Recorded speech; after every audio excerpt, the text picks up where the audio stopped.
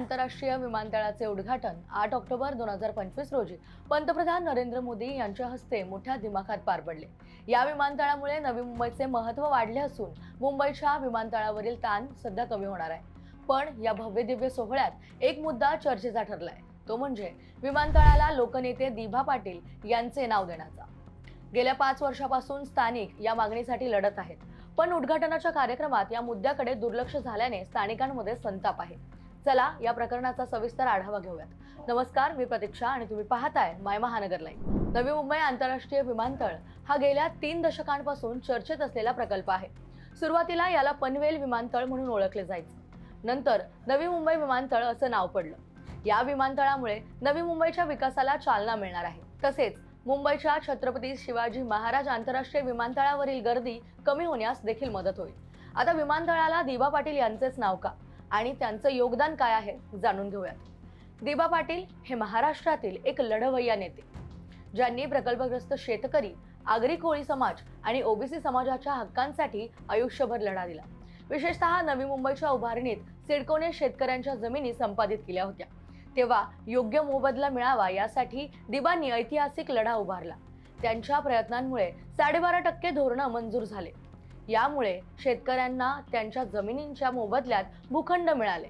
या लढ्यात 5 शेतकऱ्यांना हौतात्म्य पत्करावं लागले। दिभा पाटील यांची अभ्यासू, स्पष्ट वक्ते आणि भ्रष्टाचारमुक्त प्रतिमा त्यांना लोकनेते बनवते। गेल्या 5 वर्षापासून नवी मुंबई, उरण, पनवेल, ठाणे आणि पालघर मधील स्थानिक समाज दिभा पाटील यांचे नाव विमानतळाला देण्याची मागणी करत आहेत। महाविकास आघाडीने आणि त्यानंतर शिंदे-फडणवीस सरकारनेही या नावाला मंजुरी देत केंद्राकडे प्रस्ताव पाठवला होता। हा प्रस्ताव गेल्या 3.25 वर्षापासून केंद्राकडे आहे। 3 ऑक्टोबर 2025 रोजी मुख्यमंत्री देवेंद्र फडणवीस यांनी संघर्ष कृती समितीला 3 महिन्यात नाव देण्याची ग्वाही देखील दिली होती, पण तांत्रिक कारणांमुळे विलंब होत असल्याचं सांगितलं जातंय। उद्घाटन सोहळ्यात स्थानिकांना अपेक्षा होती की दिभा पाटील यांचे नाव विमानतळाला जाहीर केले जाईल, पण दुर्दैवाने महाराष्ट्राचे मुख्यमंत्री, दोन्ही उपमुख्यमंत्री आणि केंद्रीय मंत्र्यांनी दिबांचा फारसा उल्लेख केला नाही।